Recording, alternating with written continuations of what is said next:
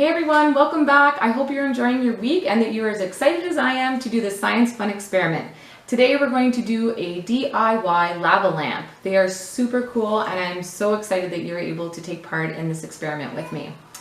If you were able to register for our 1 to 6 year old activity program in a box sampler, this will be labeled under activity 1.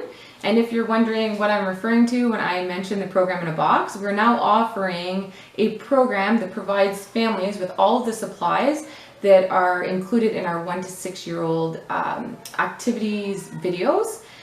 If you didn't get a chance to register for this time around, don't worry, you'll be able to register again coming up soon. And now that you're part of the 1 to 6 year old activity videos, I'll be able to give you a heads up on when to keep an eye out for registration.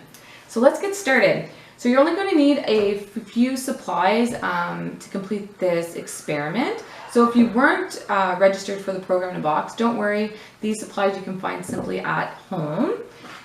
So you're going to need, I have a lab coat on, but if you don't have a lab coat, that's okay. You can wear an old t-shirt or old clothing, anything that will protect yourself or anything that you don't mind getting ruined in the case of a spill.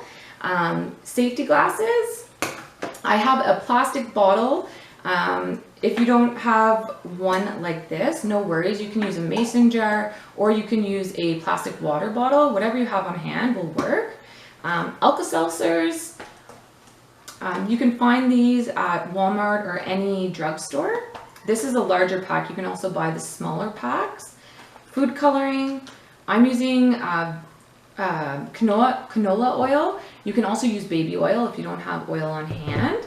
And then we have a plastic bag that I'm going to place underneath the lava lamp when we do the experiment, because when the chemical reaction occurs, some of it might bubble up and I wouldn't want it to ruin your surfaces. And then I just have painter's tape to secure down the plastic bag.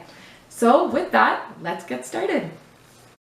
So now that you have your workplace ready to experiment with, you're going to want to take your your plastic bottle or whatever bottle you chose to use, and you're going to fill it 1/3 of the way up with water. I'm not going to give you an exact measurement because I'm not sure the size of the bottle you're using. So if you follow the rule of thumb of 1/3 of the way up, you will be good to go. This is also a great opportunity to practice pouring skills with your children and talk about and explore measurement. Then you're going to take your food coloring. We chose blue. And you're going to want to put enough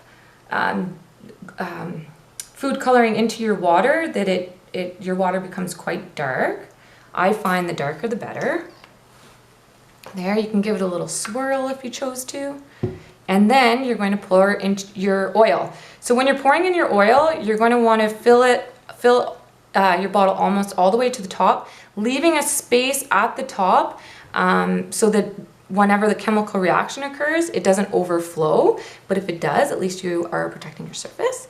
So let's pour this in. Let's see what happens.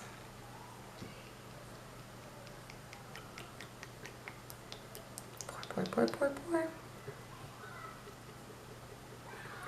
Keep on going. Isn't that pretty?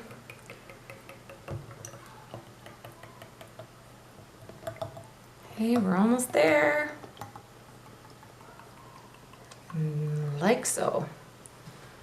Okay, can you see what's happening? You can notice that the water sinks below the vegetable oil. The oil and water, they just don't mix. The oil will actually float on the surface because the water is heavier, so it has a higher density than the oil. So see how it separates? Pretty neat. So once that has somewhat settled, you're going to want to take, I just wanted to show you, this is what the alka-seltzers come in, that's a pack they come in. You just take one out and you break it in half, and then we're going to drop it in and see the chemical reaction that occurs. Here we go. Wait for it. There, it's starting. So how does this work? So when you drop in the alka-seltzer, it sinks to the bottom and starts dissolving. As it dissolves, it will form a gas which rises to the top and takes a little of the colored water with it. The gas bubble breaks on the surface and the colored water will sink all the way back to the bottom. Just like so. How cool is that? So the neat thing with this experiment is that you can do it over and over and over again. When you're done with it, if your bottle has a lid, and once the alka-seltzer is completely completely dissolved, you can put the lid onto it and you can use it as a neat sensory bottle. So there you have it. I hope you lab-ad this experiment as much as I did. See you next time.